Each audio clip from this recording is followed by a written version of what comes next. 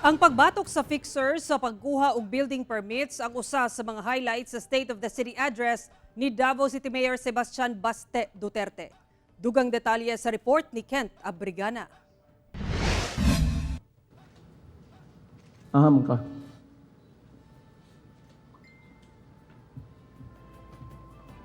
Kauban ta. No, nangutan ko kauban ta.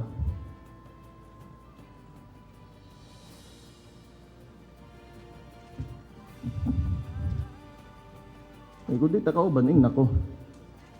Nabati ang tensyon sulod sa sangguniang panglungsod dihang gisgutan na ni Davao City Mayor Sebastian Duterte sa iyang 11 State of the City Address ang isyu may kalabot sa mga anomalya sa pag-issue og building permits. Sumala kang Mayor Baste, ang mga building permit nga wala matod pa miagi sa tama nga proseso mao ang usa sa mga ginatan-aw niya nga hinungdan sa mga nasinati nga pagbaha dinhi sa Dakbayan.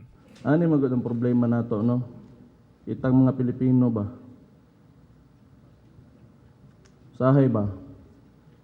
Gusto nato gwapo nga lugar. Gusto nato lugar nga kung unsay makita nato sa laing nasod, may gusto nato diri para sa tong kaugalingon. Nagay mga times nga pakumplayon mo di mo. Duna sab kini gitumbok nga opisyal nga matod pa dili uyon sa iyang mga ginabuhat nga lakang. Tando lang. Kauban ta dili. Kauban ta ha.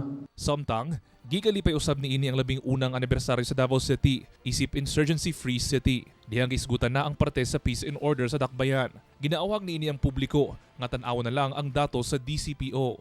Samtang, gikalipay usab sa alkalde ang pagdaghan sa mga negosyo tungod na sab sa pagtuman sa mga Davaoenyo sa health and safety protocols ug pagpabakuna. Gidayeg sab sa alkalde ang pagtaas og balik sa tourist arrival sa Dakbayan ug ang pagpaygayon sa Ironman Triathlon nga maoy nagpaila pa sa Davao City sa ubang nasod.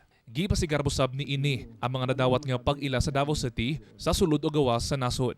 Ampingan nato ang atong Dakbayan, kay ang atong kalipay, kasinatian, mga damgo, pangandoy, ug ang kinabuhi natong tanan niya sa Davao City. Kauban si Mel Colmenares sa kamera. Ako si Kent Abrigana para sa One Mindanao